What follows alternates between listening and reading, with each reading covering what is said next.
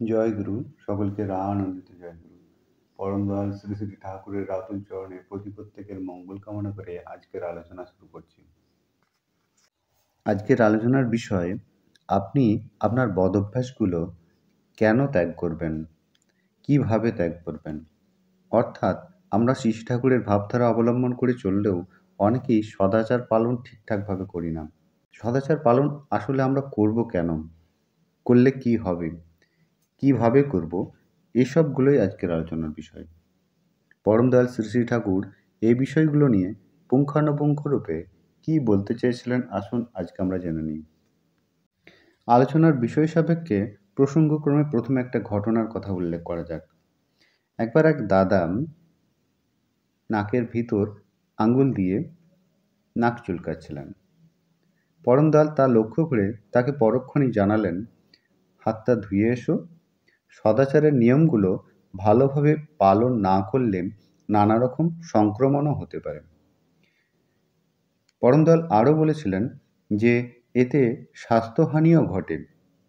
আর তুমি ছেলে মেয়ের বাপ, মুরব্বী মানুষ, তুমি যদি সদাচার ও শুচিতা বজায় রেখে না চলো, তবে তোমার দেখাদেখি আরও অনেক খারাপ অভ্যাস অর্জন করবে।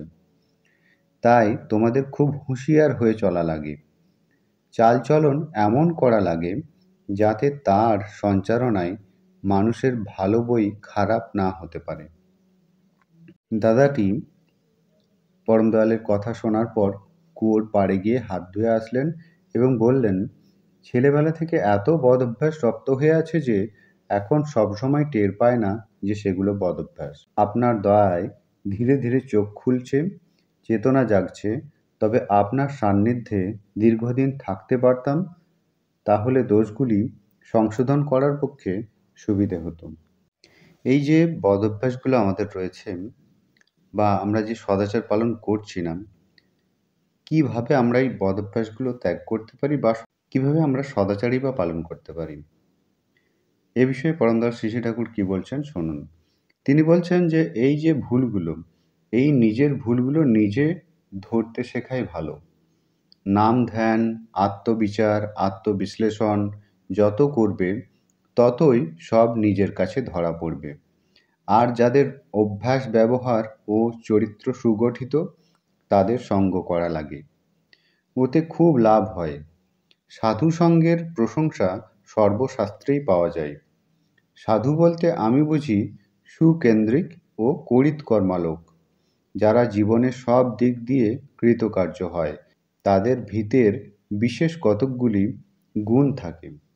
সর্বতোমুখী কৃতকার্যতা তাই ধর্মের একটা বড় নিশানা। বহু মানুষ একদিক সামলাতে যেয়ে আর একদিক বেতাল করে ফেলে, তার মানে ভিতরে এর সমতার অভাব। সমতাহীন এক দেশদর্শী কৃতকার্যতা কিন্তু আমাদের কাম্য নয়। আমাদের যা কাম্য তা পেতে গেলে জীবনকে ধর্ম ও কৃষ্টির উপর সুপ্রতিষ্ঠিত করে যা কিছু করণীয় করতে হবে। আজকের আলোচনাটি এক সুন্দর আলোচনা ছিল, যা আপনারা এতক্ষণ শুনলেন। আজকের আলোচনা এই পর্যন্তই। আলোচনা প্রসঙ্গে দশম খণ্ড, পৃষ্ঠা 183 ও 184। আপনারা সকলে ভালো থাকবেন, সুস্থ থাকবেন। আপনাদের সকলকে আনন্দিত জয়গুরু।